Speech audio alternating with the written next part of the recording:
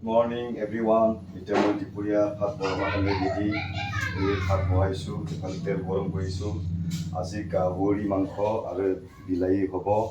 পিঁয়াজ কাটি দিছোঁ আদা ৰচুন জলকীয়া জিৰা জালুক পিচি থৈ দিছোঁ আৰু ইফালে পাঁচফোৰণ থৈ দিছোঁ এইফালে বন্ধাকবি আলু ভাজা হ'ব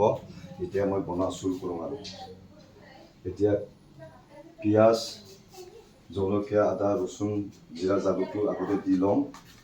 তেলত ফ্ৰাই কৰি লওঁ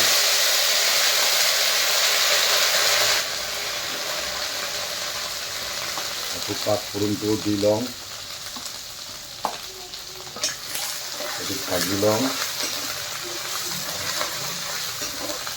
দিম এইফালে তেলত পিঁয়াজ জলকীয়া আদা ৰচুন জলকীয়া জিৰা জালুক ভাজা হৈ গ'ল এতিয়া মাংসটো দিলোঁ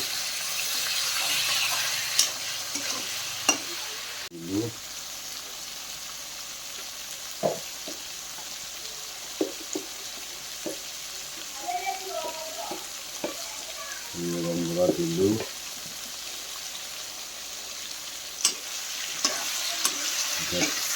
ধুনীয়াকৈ ভাজি লওঁ মাংস ভাজা বিলাহী দিলোঁ বিলাহীটো ভাজোঁ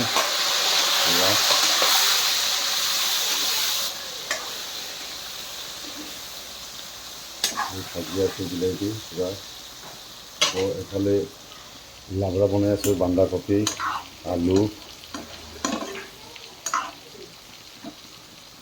পূৰা ফ্ৰাই হ'ব গ্ৰেভি হ'ব এতিয়া ফ্ৰাই কৰি আছোঁ ইয়াত মাংসটো আজি বনোৱা কিন্তু ধুনীয়া হৈছে দেই খাই কিন্তু মজা লাগিব মাংসটো এইফালে আকৌ ভাজি আছোঁ ভাজাও হৈছে প্ৰায় বন্ধাকবি আলু ভাজা এইফালে মাংস একদম গ্ৰেভি হৈছে আৰু বনোৱা মোক